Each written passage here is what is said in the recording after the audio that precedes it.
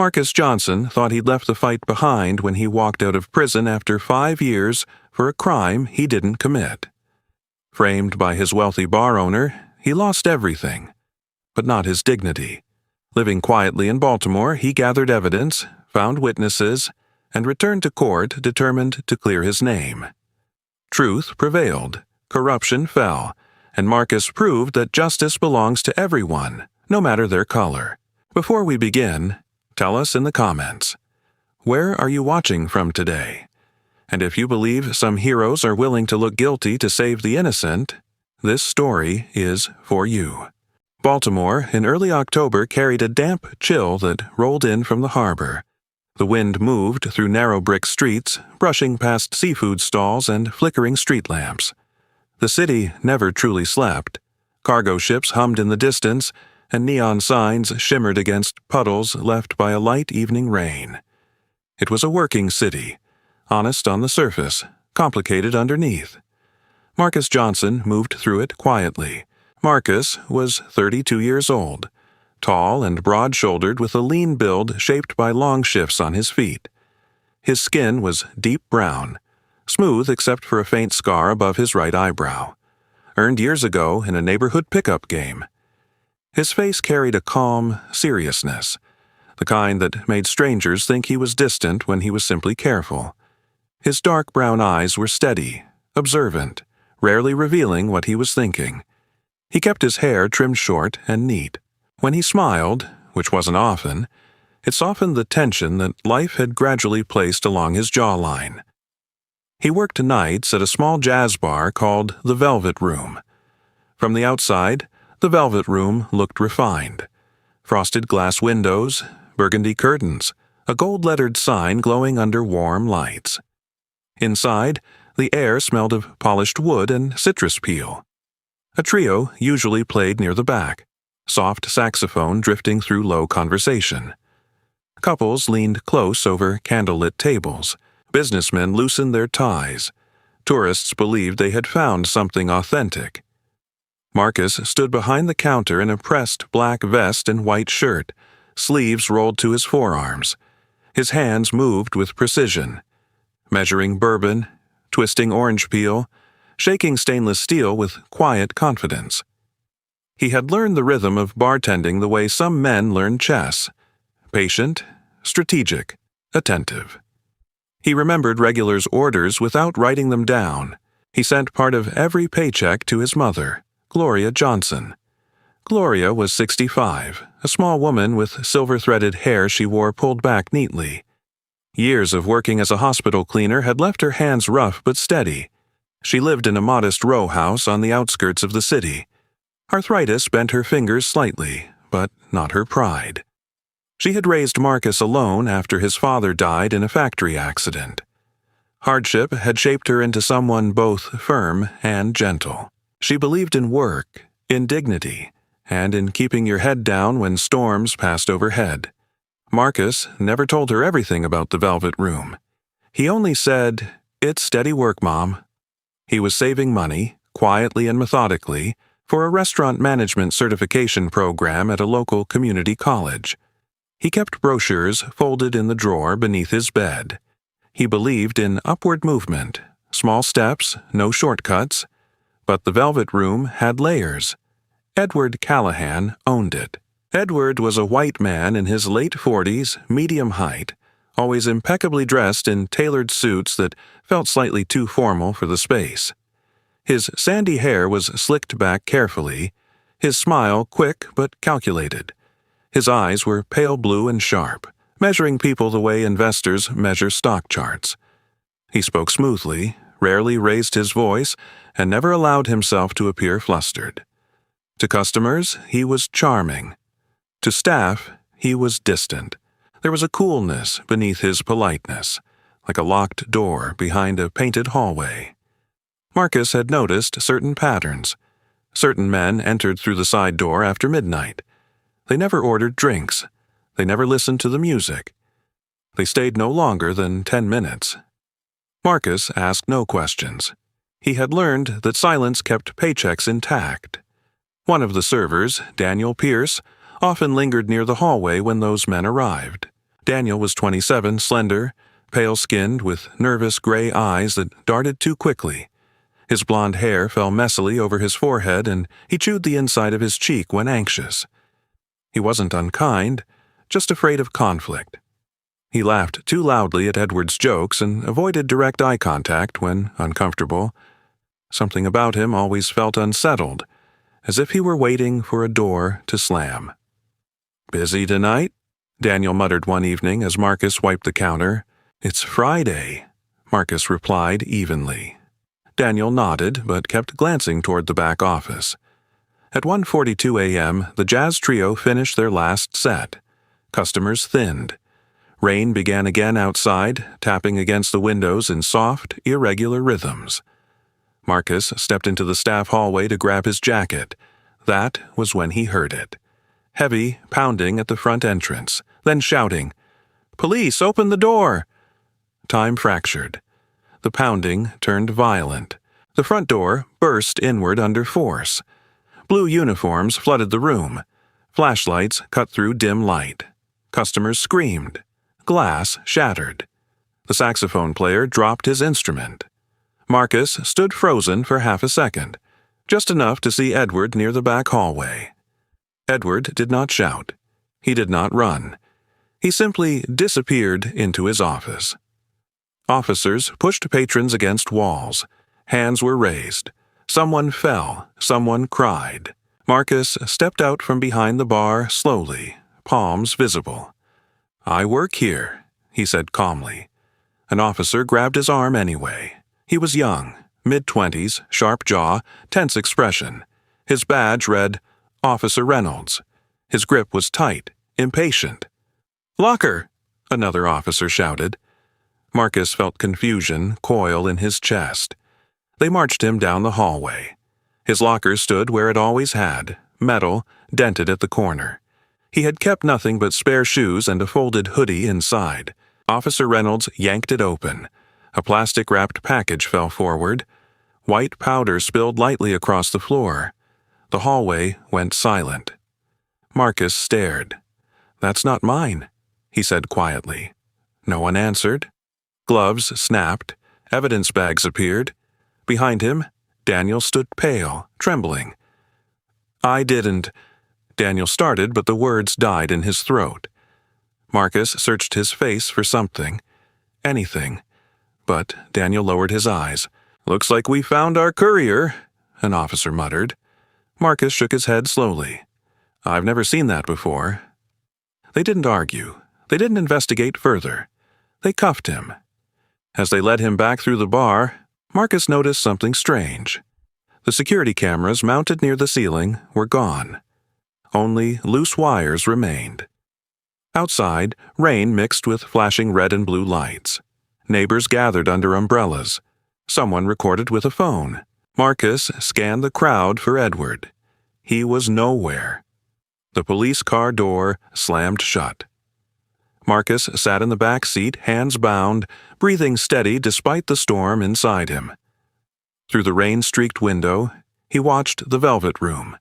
Its burgundy curtains fluttering slightly in the wind, jazz signs still glowing faintly. Officer Reynolds climbed into the front seat. "You should have thought twice," he said flatly. Marcus looked straight ahead. "I didn't do this." The officer didn't respond. As the car pulled away, Marcus saw Daniel step outside the bar. Their eyes met for half a second before distance swallowed the moment. In the staff hallway, unnoticed in the chaos, a maintenance worker unplugged a small recording device from behind the bar counter and slipped it into a labeled evidence box. By morning, headlines would name Marcus Johnson as the man responsible for distributing illegal substances through a respected local venue. Edward Callahan would issue a public statement expressing shock and cooperation. And Marcus, who had measured whiskey by the ounce and counted tips down to the dollar, would be redefined by a package he had never touched. The rain continued long after the sirens faded. Chapter 2. The Fall. The courthouse in downtown Baltimore rose in pale gray stone against a sky that felt heavier than it looked. Reporters gathered at the steps, their voices sharp and impatient.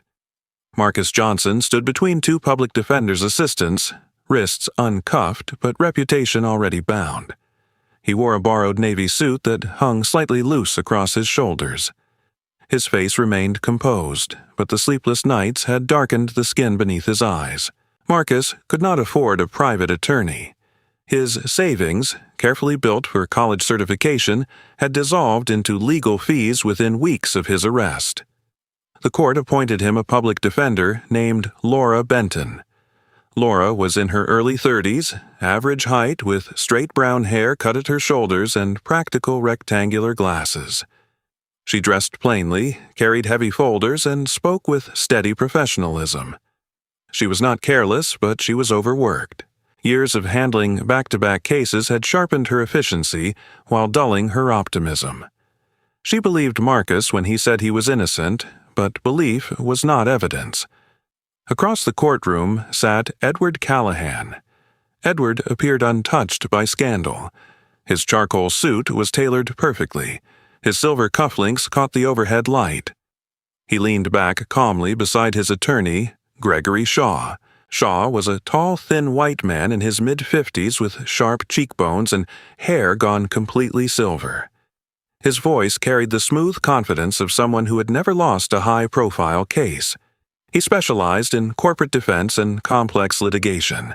His reputation alone shifted rooms in his favor. Shaw did not argue emotionally. He dismantled opponents with methodical precision. The prosecution presented the seized package, photographs of Marcus's locker, and testimony from Officer Reynolds. Reynolds spoke firmly, recounting how the substance had been found in Marcus's assigned space. He did not embellish, but he did not question the situation either. The missing security footage was explained away as technical malfunction. The side entrance traffic was described as unrelated. The narrative formed cleanly. Marcus had used his access and trust as bartender to distribute illegal substances discreetly. Laura Benton tried to press inconsistencies: the missing cameras, the absence of fingerprints on the package beyond partial smudging. But the answers were vague. No direct evidence tied Edward to wrongdoing. Shaw emphasized that Callahan had cooperated fully with authorities and expressed deep disappointment in his employee's betrayal. When Marcus took the stand, his voice was steady. "I never placed that package there. I never handled it before that night." The prosecutor asked, "Then how did it get into your locker, Mr. Johnson?" Marcus hesitated, not because he lacked conviction, but because he lacked proof. "I don't know." The silence that followed felt louder than accusation. After 3 days, the verdict arrived. Guilty of possession with intent to distribute. 5 years. Gloria Johnson sat in the back row during sentencing. She wore a simple gray coat and clutched a small Bible in her hands. Her shoulders seemed smaller than Marcus remembered. When the judge read the sentence, she did not cry. She only closed her eyes briefly, as if absorbing a physical blow. Marcus turned once before being led away. Their eyes met and she mouthed, "Stay strong." Prison was colder than Marcus expected, not in temperature but in tone. He was processed at North Branch Correctional Institution, a sprawling complex of concrete and razor wire in western Maryland. His hair was trimmed shorter. His clothes were replaced with state-issued fabric that smelled faintly of bleach. The cell was narrow, 2 bunks bolted to opposite walls, a metal toilet in the corner. His cellmate was Terrence "Terry" Cole, a broad-shouldered man in his late 30s with dark skin, shaved head, and a crescent-shaped scar along his neck. Terry's expression rarely changed, but his eyes held a constant alertness. He spoke slowly, thoughtfully. A former construction worker convicted on a weapons charge, Terry carried himself with restrained discipline. He had grown up in foster care, learned early to observe before reacting. "You don't look like you belong," Terry said on Marcus's first night. Marcus gave a faint smile. "I guess nobody does." Days in prison followed routine: wake-up call, count, meals, assigned labor. Marcus worked in the kitchen, chopping vegetables, washing trays. His hands moved the same way they had behind the bar. Precise, controlled. Some inmates tested him early, gauging weakness. Marcus did not posture or provoke. He maintained eye contact without aggression. Quiet respect replaced curiosity, but at night resentment grew louder. He replayed the raid in his mind, the locker door swinging open, the package falling, Daniel's pale face, Edward's disappearance. Questions circled without answers. Why him? Why silence? Why no deeper investigation? In the 3rd month of his sentence, Marcus met Mr. Howard. Mr. Samuel Howard was a corrections officer nearing retirement. He stood tall, despite age, his gray hair cropped short, his posture disciplined but not rigid.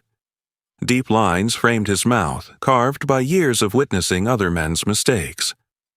Unlike many officers, Howard did not shout unnecessarily. His voice carried quiet authority. He had served in the military in his youth and later joined corrections, believing structure could guide broken paths. Howard observed Marcus during kitchen duty. "You read?" he asked one afternoon, noticing Marcus examining an old newspaper carefully. "Yes, sir." Howard nodded. "Library's open Thursdays. Use it."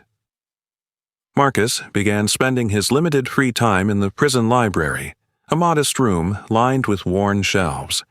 He read legal handbooks first, basic guides to appeals and procedure, then biographies, then journals left behind by previous inmates. One evening, after watching Marcus return books in perfect order, Howard spoke again. "You keep thinking about that night?" Marcus paused. "Every night?" "Memory fades," Howard said evenly. "Details matter. Write them down." Marcus didn't respond immediately. Howard continued. "If you're telling the truth, then precision is your ally. Don't rely on anger, rely on record." The advice settled deeply. Marcus requested notebooks from commissary funds. He began writing dates, times, the pattern of customers entering through the side door, the exact position of his locker, Edward's expression before disappearing. He wrote about Daniel's trembling hands. He wrote about the missing cameras. He described everything in clinical detail, avoiding exaggeration. Writing gave structure to his frustration. It transformed rage into documentation. In his 2nd year, news reached him that Daniel Pierce had left Baltimore entirely. A former co-worker's cousin, now incarcerated on unrelated charges, mentioned seeing Daniel's name on a Philadelphia mailing address. Marcus absorbed the information quietly. Escape, he thought. Some people run from truth. That same year, Gloria Johnson's health declined sharply. The letter arrived in early winter. The handwriting was careful but strained. It belonged to Mrs. Evelyn Carter, Gloria's neighbor of 20 years. Evelyn was a tall, soft-spoken black woman in her late 60s with braided gray hair and patient eyes. She had lost her husband a decade earlier and filled loneliness with community work. In the letter, she explained that Gloria had suffered a stroke. Marcus requested emergency visitation. The prison chaplain, Reverend Thomas Whitfield, facilitated the process. Whitfield was a middle-aged man with warm brown eyes and a voice that felt like steady ground. He believed in listening more than preaching. He had joined prison ministry after losing his own brother to incarceration. Marcus saw his mother once more in a hospital room that smelled of antiseptic and fading time. Gloria's body looked smaller against white sheets. Her speech was slow but clear enough. "Don't let bitterness win," she whispered. "You are more than what they say." She passed away 2 months later. Marcus did not shout. He did not strike walls. He sat on his bunk that night and wrote for 3 hours straight, the pen pressing deep enough to mark the page beneath. Grief sharpened him rather than breaking him. Years 3 and 4 blended into repetition, but Marcus's notebooks multiplied. Terry often watched him write. "You planning something?" Terry asked once. "Planning to remember," Marcus answered. "Mister," Howard occasionally glanced at the filled pages. He never read them fully, but he nodded approvingly. "Truth needs structure," he would say. By the 5th year, Marcus no longer carried open anger. Instead, he carried clarity. The humiliation of the trial had not disappeared, but it had transformed into resolve. He did not yet know how he would challenge what had happened. He only knew he would not allow it to remain unquestioned. On the final morning of his sentence, Marcus folded his notebooks carefully and placed them inside the small box of belongings returned to him. Terry clasped his hand firmly. Mr. Howard stood at the exit gate, posture unchanged. "Don't waste what you've learned," Howard said. Marcus nodded once. He stepped beyond the fence into cold daylight, 5 years older, carrying nothing but a plastic bag, several worn notebooks, and a weight that had not lifted. He still did not understand why he had been chosen. But he understood this. He had not fallen because he was weak. He had fallen because someone stronger had decided he was expendable, and that truth would not remain buried forever. The air outside the prison gates had felt different that first morning, sharper, less filtered, but Baltimore did not welcome Marcus Johnson back with ceremony. The city moved forward as if he had never left. Construction cranes stretched above the harbor. New restaurants lined streets that once held pawn shops. The Velvet Room was no longer on its original corner. The building had been repainted, rebranded, reimagined. Marcus returned to the small row house where his mother had lived. It stood quiet now, curtains drawn, mailbox empty. Mrs. Evelyn Carter, the neighbor who had written him about his mother's stroke, met him on the front steps. Evelyn remained tall and dignified despite age, her braided gray hair now fully silver. She embraced Marcus with steady warmth. "You still have a place here," she said. He thanked her, but he knew the house would soon be sold to cover unpaid medical bills. The past had already been liquidated. Finding work proved harder than he expected. Applications were short. Background checks were shorter. Managers who once might have seen discipline in his posture now saw liability in his record. Marcus remained polite, controlled, careful not to let frustration show. Within a month, his savings were nearly gone. He found work through a municipal contractor cleaning streets at night. The supervisor, Carl Donovan, was a heavyset man in his early 50s with thinning brown hair and a permanent frown etched into his face. Carl valued punctuality more than personality. "Show up on time, do the job, don't ask for favors," he told Marcus on the first shift. The work was simple but relentless, pushing heavy carts, clearing debris, pressure washing sidewalks before sunrise erased the evidence of the previous night's indulgence. Marcus did not complain. He preferred the quiet of empty streets. Sometimes, when shifts were cut short or pay delayed, Marcus slept in shelters. Other nights, he chose something deliberate. He positioned himself near Harbor East, close enough to observe the new establishments Edward Callahan now owned. He wore layered, worn clothing, kept his posture slouched, blended into the overlooked edges of the city. If anyone glanced at him, they saw another man without direction. Edward Callahan had expanded. 2 new venues had appeared within 3 years, Azure Lounge and the Harbor Room. Both carried sleek glass facades and upscale branding. Reviews praised innovation, ambiance, discretion. Marcus stood across from them some nights, watching staff rotations and delivery patterns. He did not stare openly. He observed reflections in windows, memorized license plates, timed entry and exit intervals. To sharpen his efforts, Marcus purchased a small recording device from a second-hand electronics shop run by a wiry Korean-American man named Mr. Jin Park. Mr. Park was in his late 40s, lean and meticulous, his black hair peppered lightly with gray. Years earlier, his store had been robbed twice, shaping him into someone cautious but not unkind. When Marcus asked quietly about compact audio devices, Mr. Park raised an eyebrow but asked no intrusive questions. Battery life matters more than size, he advised. Marcus learned quickly how to conceal the device inside a jacket seam, how to test audio levels without drawing attention. On Sundays, Marcus returned to New Hope Baptist Church, a modest brick building where he had once attended with his mother. The church's pastor, Reverend Elijah Brooks, recognized him immediately.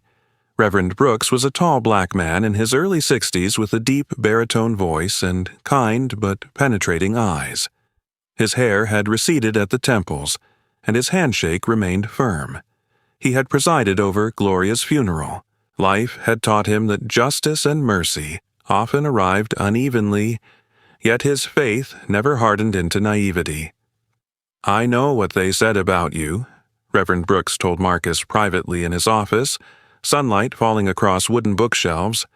"I never believed it." Marcus nodded once. He had grown accustomed to disbelief being rare. The Reverend did not offer grand promises. Instead, he offered listening. They met weekly. Sometimes they spoke about Scripture, other times about restraint, patience, and timing. "Truth doesn't rush," the Reverend would say. "It waits for the right moment." One late night, while Marcus cleaned near the entrance of Azure Lounge, he noticed a young bartender stepping outside for a smoke break. The man introduced himself casually as Tyler Green when Marcus offered a light. Tyler was 24, tall and athletic with sandy hair that curled slightly at the edges. His posture carried casual confidence, but his eyes betrayed inexperience. He talked easily. Too easily. "Busy after 2, Tyler mentioned offhandedly, flicking ash to the pavement. "That's when the real deliveries come in. Manager says it's special inventory." He laughed lightly, unaware of the weight behind his words. Marcus kept his tone neutral. "Must be important to keep it late." "Yeah," Tyler shrugged. "Owner likes things quiet." Marcus did not press further, but he wrote the detail down later in one of his notebooks. After 2 a.m., special inventory. On another evening, Marcus retrieved a box of personal items he had stored years earlier with a former co-worker from the kitchen at the Velvet Room. The co-worker, an older Haitian man named Benoit Laurent, had kept the box in his garage out of quiet loyalty. Benoit was short and broad, his beard graying unevenly. He had lost 2 brothers to political violence in Haiti decades earlier, shaping him into someone who distrusted authority but valued friendship deeply. Inside the box, Marcus found his old smartphone. The battery was swollen, screen cracked. With patience and assistance from Mr. Park, he restored partial access. The device contained fragments, old contacts, archived messages, timestamps from before the raid. He did not yet examine them fully, he only confirmed they existed. The phone felt like a sealed envelope waiting for the right moment. His observation routine grew methodical. Some nights he sat across the street pretending to sleep, a blanket draped over his shoulders, recording conversations that drifted too casually from delivery drivers stepping out for air. Other nights he cleaned nearby sidewalks longer than required, listening to loading dock exchanges. He never confronted anyone. He never rushed. He saw Edward only once during these months. It was through tinted glass as Callahan exited Azure Lounge surrounded by investors. Edward looked unchanged. Confident stride, controlled smile, hand extended in practiced charm. For a brief second, Edward's gaze swept across the street where Marcus stood disguised among cardboard boxes. There was no flicker of recognition, or perhaps there was, and it simply didn't matter. Marcus did not feel anger in that moment. He felt confirmation. The empire had not collapsed. It had multiplied. Winter settled over Baltimore again. Harbor winds cut sharply through layered clothing. Marcus adjusted his scarf, blending into shadow. He had learned how invisibility functioned in cities, how people avoided eye contact, how wealth moved behind frosted glass, how noise disguised patterns. Reverend Brooks noticed the change in Marcus's demeanor. "You're watching something," he said one afternoon. "I'm learning," Marcus replied. The Reverend did not ask further. "Be careful your purpose doesn't become obsession," he advised gently. Marcus understood the warning, but he also understood the difference between obsession and discipline. By the end of the year, Marcus had mapped delivery schedules for both Azure Lounge and the Harbor Room. He knew which vans arrived most consistently. He recognized a recurring driver, a stocky Latino man in his 40s with a trimmed mustache and restless energy, though he did not yet know the man's name. He noted that deliveries after 2 a.m. lasted no more than 6 minutes. He maintained his night job, paid bills quietly, avoided drawing attention. To some, he appeared to drift between survival and insignificance. In truth, he was constructing something patient and deliberate. On one particularly cold night, as snow threatened above the harbor lights, Marcus sat beneath a storefront awning across from Azure Lounge. He activated his small recorder as a van reversed toward the rear entrance at 2:07 a.m. The side door opened briefly. Voices exchanged low instructions. The device captured fragments. Not enough yet, but enough to confirm pattern. Marcus switched it off carefully and tucked it away. 5 years had taken from him stability, reputation, and time with his mother. But they had also given him something unexpected. Endurance sharpened into strategy. He rose from the sidewalk slowly, blending back into the quiet machinery of the city before dawn. He did not yet confront. He did not yet accuse. He watched. He learned. And he waited. Winter thinned into a gray, uncertain spring. Baltimore's harbor still carried cold air, but the light lingered longer in the evenings. Marcus Johnson sat at the small kitchen table in the rented basement room he now occupied, the old smartphone resting before him like a sealed archive. The device had survived 5 years in a storage box, its casing scratched, its battery replaced with careful precision by Mr. Jin Park. Marcus powered it on again, this time with intention. The screen flickered slowly to life. Archived messages loaded in fragments. Many were ordinary, shift schedules, grocery reminders, brief exchanges with his mother. Then he found a thread he had overlooked before. The contact name. Daniel P. Marcus's breathing slowed as he scrolled upward. Most of the earlier messages were casual, work complaints, jokes about tips. But the final exchange, time-stamped 2 days before the raid, carried a different tone. It was not written by Marcus. It was written between Daniel Pierce and Edward Callahan in a group thread Marcus had apparently been included in, but muted. Daniel, "You sure about this?" Edward, "Locker 17. After close, keep it clean." Daniel, "What if he checks?" Edward, "He won't, and if anything happens, he won't talk." Daniel, "Understood." Locker 17 had been Marcus's. His jaw tightened, but his posture remained still. The message did not prove everything. It did not contain explicit language. But Locker 17 and After Close required little interpretation. Marcus copied screenshots carefully, backing them up to a small encrypted drive he had purchased weeks earlier. He documented timestamps, metadata, battery logs. 5 years earlier, he had not known to preserve such details. Now he did. Philadelphia lay just over 90 miles north. Marcus took the early morning train 2 days later. He wore a simple dark coat and carried a canvas bag with his notebooks and the restored phone. The train windows reflected his face faintly against passing industrial landscapes. He reviewed the messages again, not emotionally but methodically. Daniel Pierce now lived in a modest apartment complex in West Philadelphia. The building was brick, aging but maintained. Marcus waited across the street until Daniel exited around noon. Daniel looked older than Marcus remembered. His blond hair had thinned at the temples, and his shoulders sloped slightly forward as if carrying weight he could not set down. He wore a wrinkled office shirt, sleeves rolled up nervously despite the cool air. His movements were quick but hesitant. "Daniel," Marcus called calmly. Daniel froze mid-step. The recognition was immediate. His face drained of color. "I didn't expect," Daniel began, voice uneven. "I know," Marcus replied.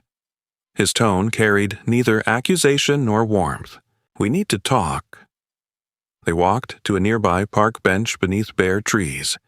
Children played at a distance. The ordinary rhythm of life continued around them, indifferent. Daniel's hands trembled slightly. "I can't get involved again." Marcus placed the phone between them and opened the message thread. He said nothing. Daniel stared at the screen. His throat tightened visibly. "You weren't supposed to see that." "I didn't," Marcus said quietly. "Not then?" Daniel covered his face briefly. "I told him it was wrong. I told him." His voice cracked, not from anger but from guilt long unspoken. "He said you were the safest option. You didn't ask questions, you wouldn't fight back." Marcus absorbed the words without interruption.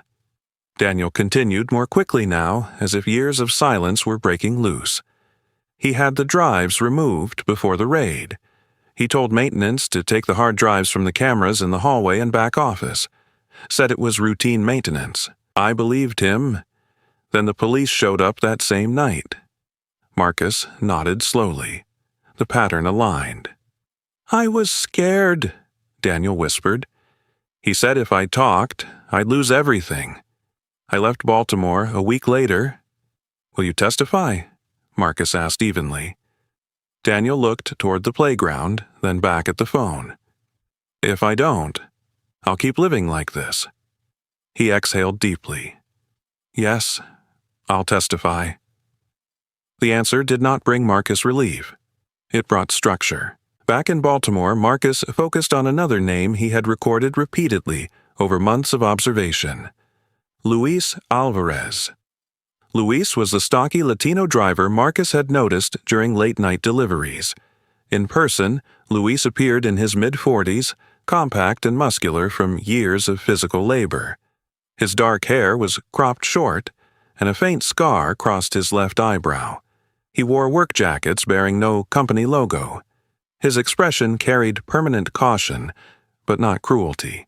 Marcus approached him near a loading dock one quiet afternoon when Azure Lounge was closed. "You don't remember me," Marcus said calmly. Luis studied him briefly. "Maybe I do." His accent carried traces of Puerto Rican heritage, softened by decades in the mainland U.S. Marcus explained nothing at first. He asked instead, "How long have you been delivering for Callahan?" Luis hesitated. "Too long." Marcus did not accuse. He listened. After several minutes of guarded conversation, Luis lowered his voice. "He doesn't pay through accounts. Always cash. Always after 2. He says it keeps things flexible." "Why stay?" Marcus asked. Luis's jaw tightened. "My brother got into trouble years ago. Callahan helped with lawyers. Then he asked for favors. Debt disguised as loyalty. Marcus revealed only part of what he had. The screenshots, the timing patterns, the missing drives. "If this continues, you're exposed," Marcus said calmly. "But if it ends, you're protected." Luis studied him carefully. "You want him taken down." "I want the truth on record," Marcus answered. Silence stretched between them. Finally, Luis nodded once. "I'll talk, but I want it documented correctly." Marcus activated his recorder discreetly as Luis described specific instructions. How Edward demanded deliveries be routed through staff corridors, how he insisted certain employees never be informed. Luis detailed one particular night, 5 years ago, when Edward had called unusually late and demanded a package be placed inside locker 17 before closing. Marcus did not interrupt. The recorder captured each word steadily. The final piece came unexpectedly. Across from the original location of the Velvet Room, a small convenience store named Harbor Mart still operated. The store was owned by Mrs. Anika Patel, a middle-aged Indian-American woman with attentive eyes and quick intelligence. She stood of average height, always dressed neatly, her dark hair tied back in a low bun. Years in retail had made her observant. Nothing escaped her peripheral vision. Marcus entered Harbor Mart one afternoon under the pretense of buying bottled water. He recognized the security camera mounted above the entrance. "Your cameras?" Marcus asked gently. "Do you keep archives?" Mrs. Patel regarded him carefully. "For a time." Marcus explained that 5 years ago there had been a police raid next door. Her expression shifted slightly, recognition flickering. "I remember," she said, very loud. "Did your cameras capture the alley that night?" Mrs. Patel hesitated. "Maybe."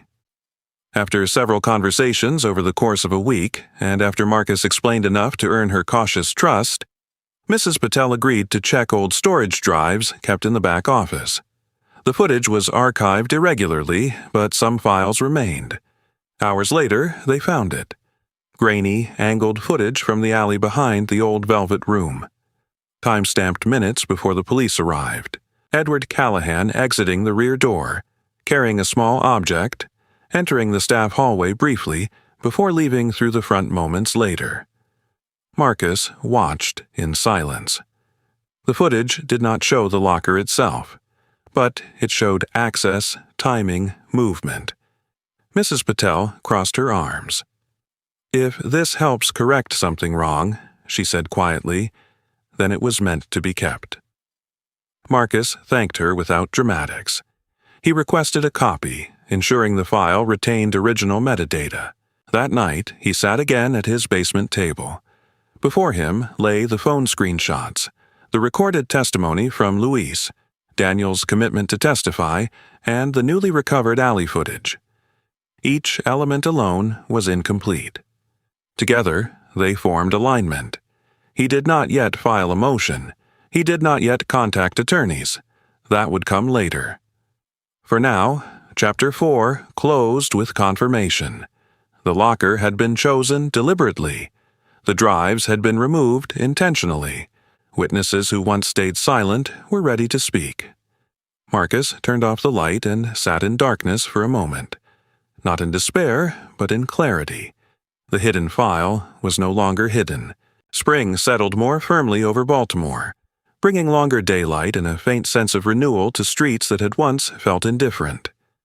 Marcus Johnson stood outside the courthouse again, but this time he was not escorted in handcuffs. He wore a charcoal suit tailored modestly but fitted properly, his posture upright, his expression controlled. 5 years earlier, he had entered these steps uncertain and underprepared. Now he carried organized files, sworn statements, and evidence preserved with precision. The attorney walking beside him was Rachel Monroe. Rachel was 34 years old, tall and slender with sharp cheekbones and steady hazel eyes that rarely blinked under pressure. Her auburn hair was pulled into a practical low bun, and she dressed in navy suits that favored function over flair. She had grown up in a working-class household in western Pennsylvania. Her father had lost a small business after a lawsuit he couldn't afford to fight. That experience had shaped her career.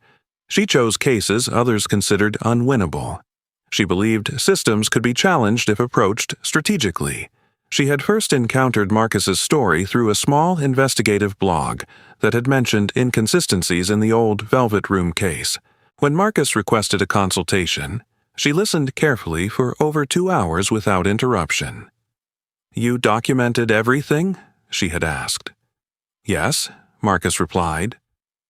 Rachel reviewed the phone screenshots, the recorded testimony from Luis Alvarez, the recovered alley footage from Harbor Mart, and Daniel Pierce's written affidavit. She leaned back thoughtfully. "This isn't emotional argument," she said. "This is procedural contradiction. That's stronger." Rachel agreed to represent Marcus at a significantly reduced fee, almost pro bono, requesting only coverage of filing costs. "I don't take charity cases," she clarified calmly.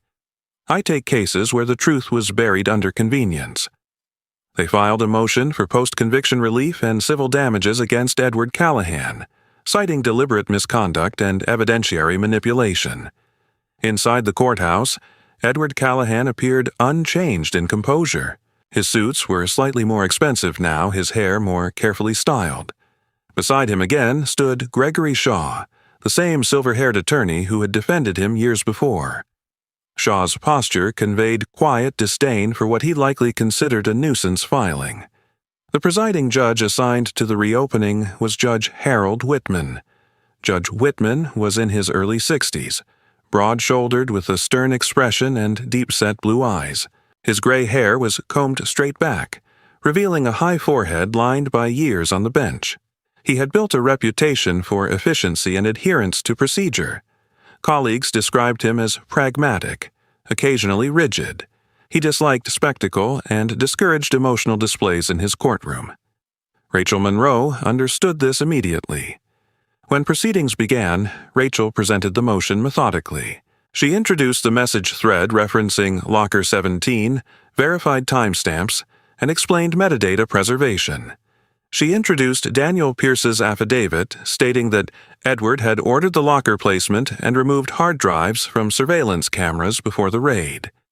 She presented the recorded testimony of Luis Alvarez detailing delivery instructions tied directly to Edward's directives. Finally, she introduced the Harbor Mart footage, placing Edward at the staff corridor moments before the police entry. Gregory Shaw responded smoothly. He questioned authenticity. Screenshots can be altered. Audio can be edited. Video can be misinterpreted, he argued. He implied motive, resentment, financial desperation, revenge. Judge Whitman listened without visible reaction. Outside the courthouse, local media began to gather. One of the reporters covering the hearing was Naomi Clark. Naomi was a black journalist in her late 20s, medium height with natural curls framing her face. Her eyes were sharp and observant, and she carried a recorder almost as naturally as a pen. Years earlier, her older brother had been wrongfully accused in a minor case that had eventually been dismissed, shaping her interest in justice reporting. She worked for the Baltimore Chronicle, a mid-sized publication seeking stronger investigative credibility. Naomi approached Marcus cautiously after the first hearing adjourned. "Mr. Johnson, do you believe the system failed you?" she asked. Marcus paused. "I believe it moved too quickly to protect convenience." Naomi nodded thoughtfully and scribbled notes. Her article the next morning carried a balanced tone, detailing the new evidence without sensationalism. Still, the story spread. Public attention began to build quietly. Back in court, Shaw intensified his challenge. He argued that the message thread did not explicitly state criminal action. He questioned Daniel Pierce's credibility due to his delay in coming forward. He suggested that Luis Alvarez might be acting under coercion or fear of his own liability.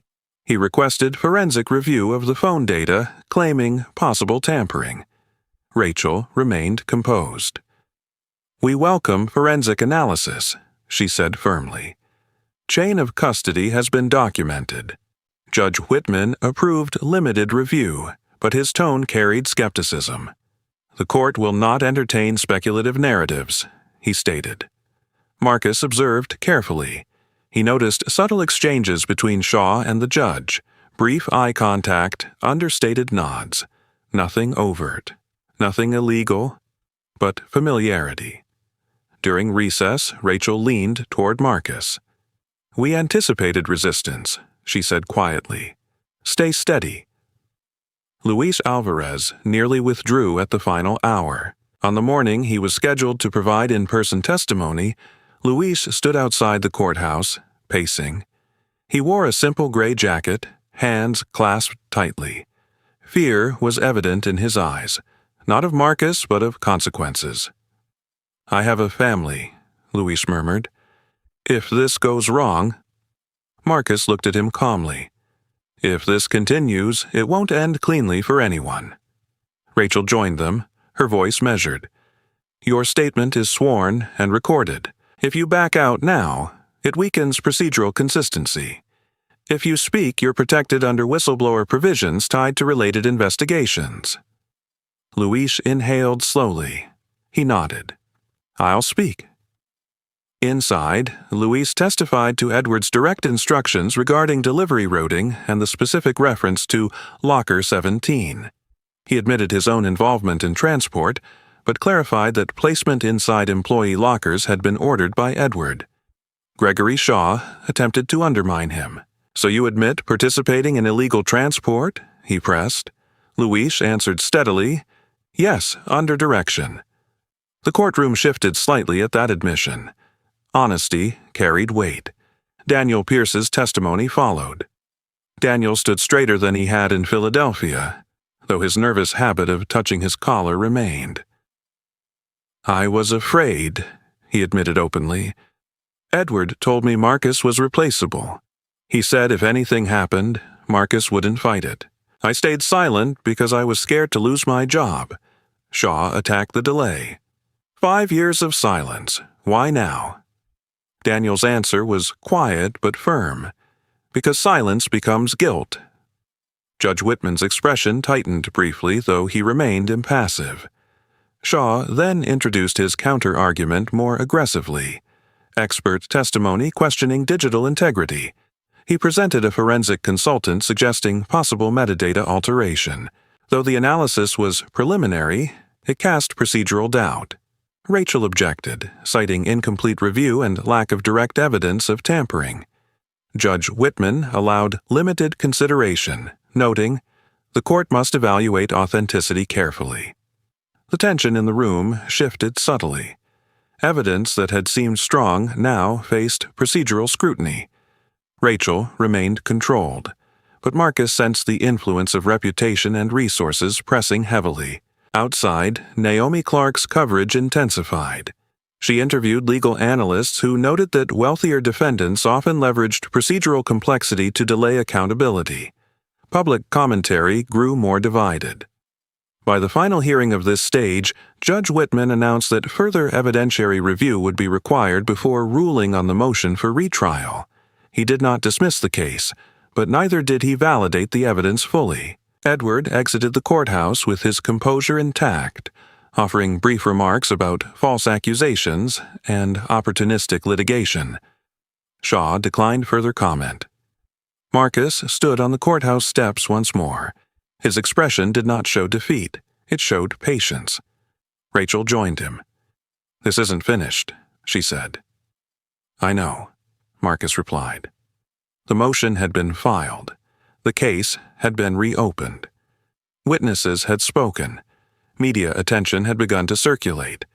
But resistance was visible. Influence was present. The path ahead would not be simple. Chapter 5. Closed not with victory, but with escalation. Marcus had formally challenged Edward Callahan in court. Evidence had been introduced. Witnesses had testified. Doubt had been cast by wealth and legal maneuvering. The battle had entered public view. The morning of the resumed hearing arrived under a pale sky that seemed undecided between rain and sunlight. Baltimore's courthouse steps were no longer quiet. Reporters clustered along the railings, microphones angled forward, camera lenses glinting in the thin light. What had once been a private legal struggle had grown into something watched. Marcus Johnson climbed the steps steadily. His suit was simple but pressed. His expression carried neither anger nor hope, only focus. Rachel Monroe walked beside him, files secured neatly under her arm. Her stride was controlled, purposeful. She had spent nights reviewing forensic responses and cross-referencing metadata verification reports. The defense's attempt to cast doubt on the digital evidence had forced precision to become their shield. Inside, the courtroom felt denser than before. Public seating was nearly full. Naomi Clark sat near the aisle, notebook ready. She had written 3 follow-up pieces examining procedural fairness in post-conviction cases. Her reporting had sparked online discussion, and local radio segments had debated the case openly. Though no official ruling had yet been made, public scrutiny had shifted the room's temperature. Judge Harold Whitman entered with measured authority. His expression remained stern, but there was something subtly different, less dismissal, more attentiveness. The earlier forensic review requested by Gregory Shaw had concluded without evidence of tampering. The metadata from Marcus's recovered phone had been authenticated by a neutral digital analyst appointed by the court. Rachel stood first. "Your Honor," she began calmly, "the defense has raised questions about authenticity. We welcome scrutiny. Today, we present corroboration." She called Daniel Pierce to the stand again.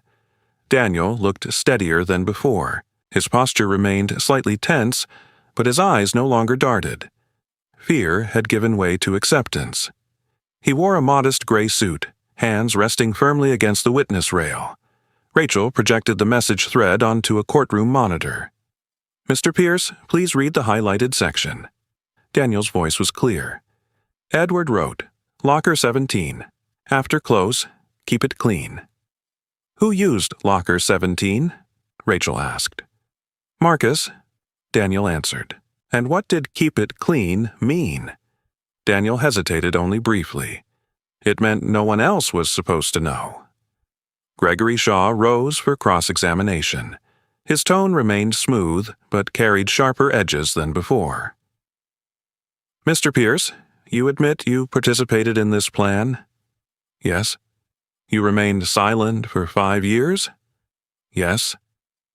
"So the court should now believe you out of sudden conscience?" Daniel looked toward Marcus briefly before returning his gaze forward. "Not sudden. Delayed." The answer lingered. Rachel then introduced the Harbor Mart footage. The courtroom lights dimmed slightly as the grainy alley video played on screen. Timestamp: 10:43 p.m. Edward Callahan exiting the rear door of the original Velvet Room, entering the staff hallway briefly, then leaving through the front. Minutes later, police vehicles approached. Rachel paused the frame. "This places Mr. Callahan in the employee corridor moments before the raid." Shaw objected. "Circumstantial." "Contextual," Rachel corrected. Judge Whitman allowed the video to remain in evidence. Next came the recorded audio. Rachel signaled to the clerk. The room fell quiet as Luis Alvarez's voice echoed from the speakers. The recording captured Luis describing Edward's instructions for late-night deliveries and, more specifically, his directive that, if anything happens, Marcus takes the blame. Edward shifted visibly at that line. Luis was called to the stand in person. He stood with squared shoulders despite tension beneath the surface. He said Marcus was quiet, said he wouldn't fight it, said it would end clean if it pointed to him. Shaw approached with deliberate slowness. "Mr. Alvarez, you admitted involvement in delivery of illegal substances. Why should the court trust a man confessing to criminal conduct?" Luis met his gaze steadily. "Because I'm done being owned by it." There was no theatricality in his tone, only exhaustion. As testimony layered upon testimony, Edward Callahan's composure began to thin. His jaw tightened. His fingers tapped the table unconsciously. The calm businessman mask strained under accumulation. Rachel made one final move. She introduced the court-appointed digital analyst, Dr. Martin Ellison. Dr. Ellison was a middle-aged black man with closely trimmed hair and meticulous posture. He wore thin-framed glasses and spoke with measured clarity. Years working in federal digital forensics had shaped his speech into precise phrasing, free from exaggeration. He confirmed under oath that the phone's metadata showed no evidence of manipulation, and the timestamps aligned consistently with external network logs. "The message thread is authentic," Dr. Ellison concluded. "There is no indication of post-event alteration." Gregory Shaw's objections grew sharper, less fluid. He attempted to redirect attention to motive and character, suggesting coordinated storytelling among witnesses. But the court's earlier forensic review had weakened his leverage. Naomi Clark observed Edward closely from the press bench. She later noted in her draft that it was the first time he appeared uncertain. Public interest had intensified further. Outside the courthouse, small groups gathered.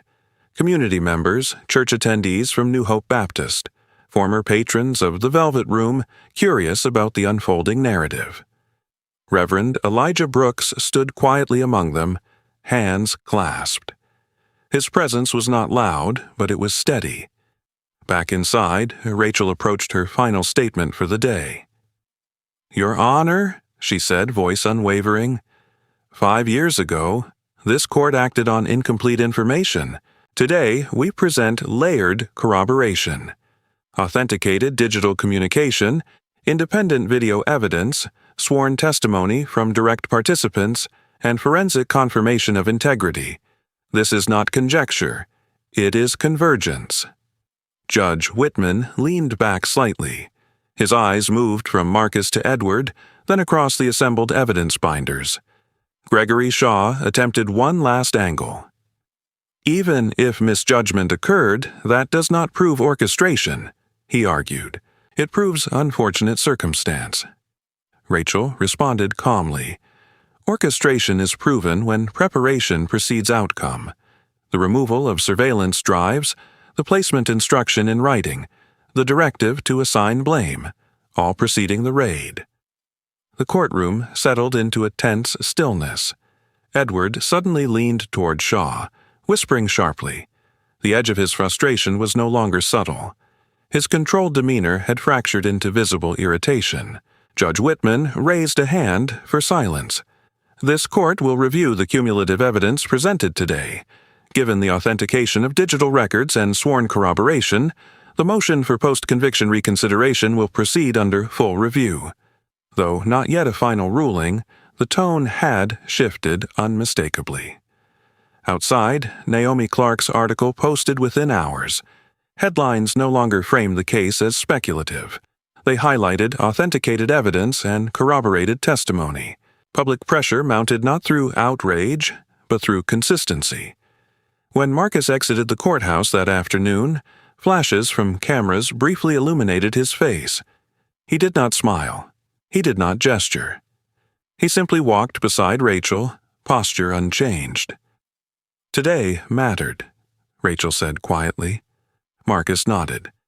"Truth takes repetition." Luis left through a side entrance, escorted discreetly. Daniel remained near the hallway wall for a moment before approaching Marcus. "I should have spoken sooner," Daniel said. Marcus regarded him calmly.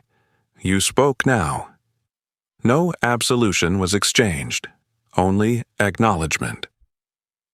Edward Callahan remained inside longer than usual. For the first time since this began, he did not address reporters.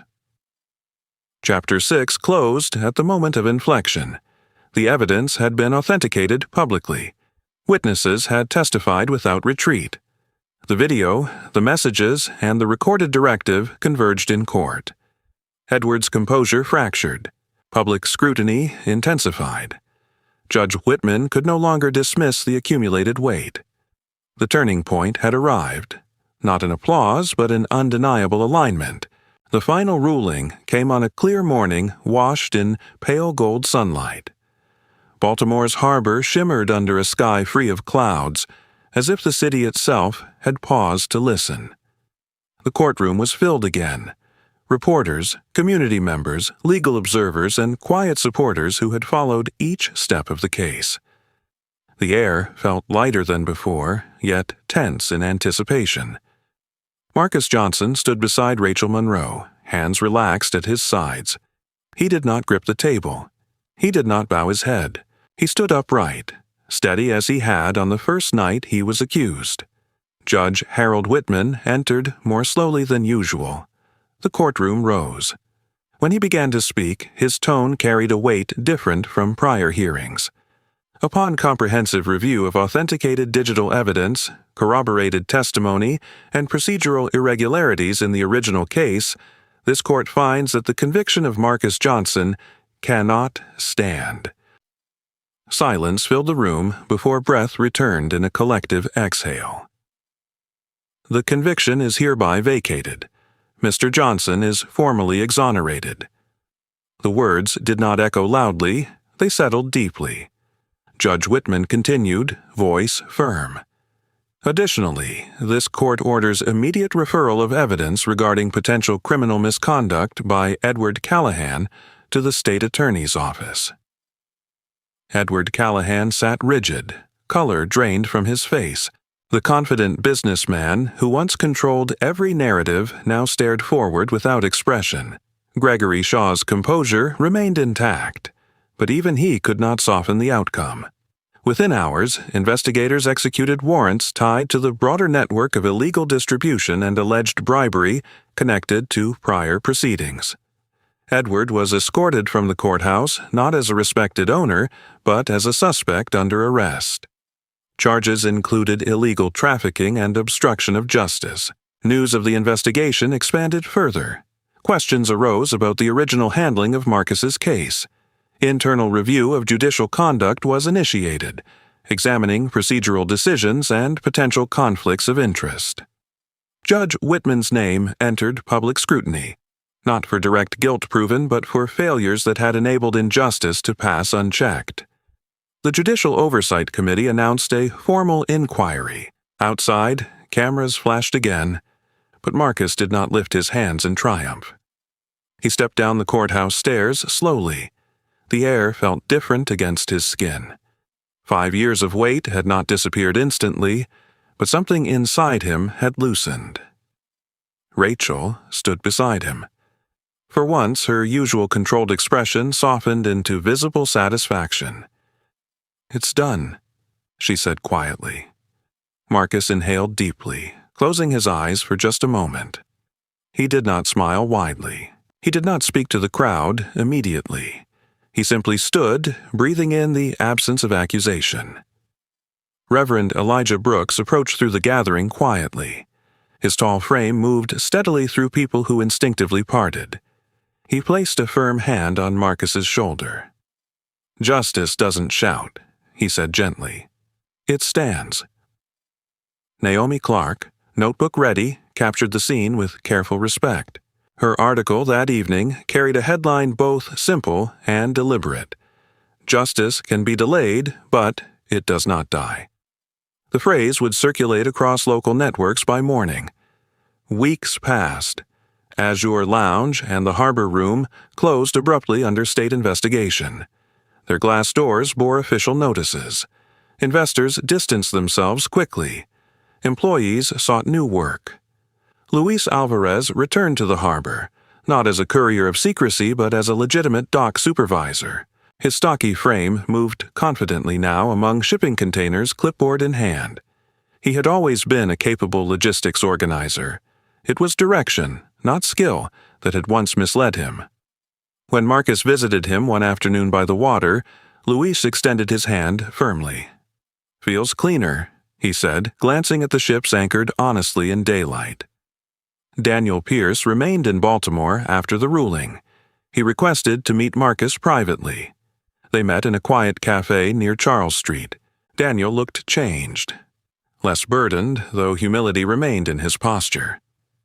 "I owe you more than words," he admitted. "I'd like to help build something better." Marcus studied him calmly. "Then build." The idea had been forming quietly for months, even before the final verdict. 3 months later, on a modest corner in East Baltimore, a small storefront reopened under new ownership. The sign above the door read, "Second Chance Cafe." The building itself was simple. Brick exterior, wide windows allowing sunlight to spill across polished wooden floors. Inside, the space carried warmth without pretense. Exposed beams framed the ceiling. Small round tables lined the walls. A long wooden counter replaced what once might have been a bar. Marcus stood behind it on opening morning, wearing a light gray apron instead of a black vest. His movements were familiar, measuring, pouring, arranging. But the atmosphere felt entirely different. There was no hidden corridor, no coded deliveries, no shadowed instructions. Above the main wall hung a framed photograph of Gloria Johnson. She appeared as she had in her best years. Silver-threaded hair neatly pulled back, eyes calm and unwavering. Beneath the frame, a small plaque read, "Dignity First." Rachel Monroe entered just after sunrise, carrying a small potted plant as a gift. In the months following the case, their professional relationship had evolved naturally into friendship. Rachel remained sharp, disciplined, occasionally guarded. But with Marcus, she allowed moments of humor. "You realize," she said lightly, glancing around, "this is far less stressful than a courtroom." Marcus allowed himself a small smile. "Depends on the coffee." Daniel Pierce arrived shortly after, wearing a simple button-down shirt and carrying a clipboard. He had accepted the role of evening shift manager. The position was not charity, it was responsibility. He handled schedules, inventory, supplier communication. Redemption did not erase the past, but it required consistent action. The cafe's hiring policy was intentional. Marcus offered positions to individuals with prior records seeking stable work. Among them was Tasha Reed, a young black woman in her late 20s with braided hair and determined eyes. She had once struggled with nonviolent charges tied to financial hardship. Her voice carried confidence shaped by adversity. She managed morning service with efficiency and quiet authority. Another hire was Miguel Santos, a soft-spoken man in his early 30s with a lean build and gentle demeanor. After serving time for a minor offense tied to a difficult upbringing, he had completed culinary training inside prison. In the cafe kitchen, he prepared fresh pastries daily with careful precision. The space filled gradually over weeks, not with spectacle, but with steady regulars. Students, dock workers, church members, journalists, office employees. The atmosphere felt open. One afternoon, Naomi Clark visited again, not as a reporter seeking controversy, but as a patron. She sat near the window typing notes not about scandal, but about restoration. She later published a follow-up piece profiling Second Chance Cafe and the philosophy behind it. Her closing line echoed through local radio discussions. "Justice can be delayed, but it does not die." The phrase settled into public consciousness. Marcus did not speak often about what he had endured. When asked directly, he answered simply, "I wanted fairness. Now I want opportunity." The judicial investigation into procedural irregularities continued in the background. Accountability, though slower, had begun to take shape beyond Edward's arrest. The system was not transformed overnight, but it had been challenged. On a quiet evening after closing, Marcus stood alone inside the cafe. Chairs were stacked neatly. The espresso machine hummed softly in cooling cycles. The framed photograph of his mother caught the fading light. He stepped outside briefly, locking the door behind him. The harbor breeze carried faint salt and distant ship horns. He inhaled deeply, longer than necessary, as if clearing remnants of years that no longer defined him. There was no crowd this time. No cameras, no arguments, just air. 5 years had taken much, but they had not taken his integrity. Light spilled gently from the cafe windows behind him. Not harsh, not blinding. Steady. Chapter 7. Closes with restoration. Complete. Marcus is declared innocent. Edward is arrested. The bars are shut down. Judicial oversight begins. Marcus does not celebrate loudly. Months later, he opens Second Chance Cafe, hires those seeking new beginnings, honors his mother's memory, and stands quietly in the light he fought to reclaim. This story is not only about one man clearing his name, it is about patience when the world moves too fast to judge.